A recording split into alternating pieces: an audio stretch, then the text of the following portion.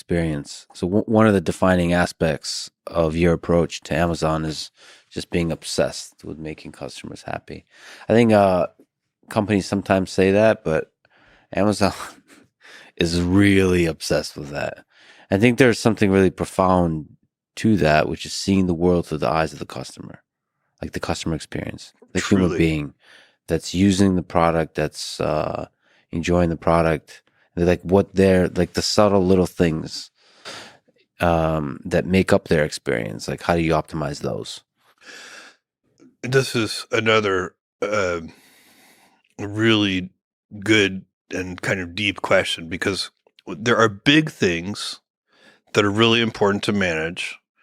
And then there are small things internally to Amazon. We call them paper cuts.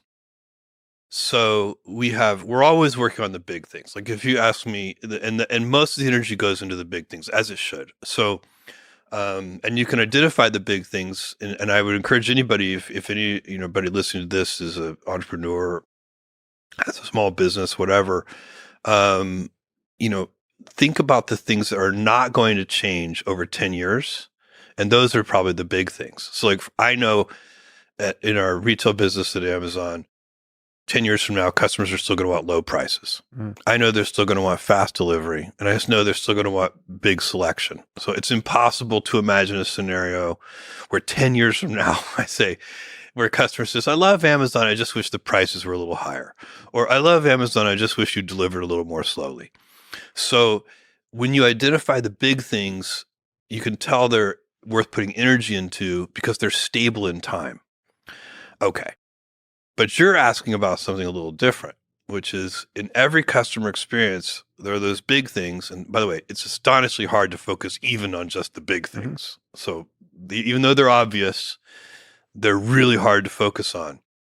But in addition to that, there are all these little tiny customer experience deficiencies. And we call those paper cuts. And we make long lists of them. And then we have dedicated teams that go fix paper cuts, because the teams working on the big issues never get to the paper cuts. They never work their way down the list to get to, they're working on big things as they should and as you want them to. And so you need special teams who are charged with fixing paper cuts. Where would you put on the paper cut spectrum the buy now with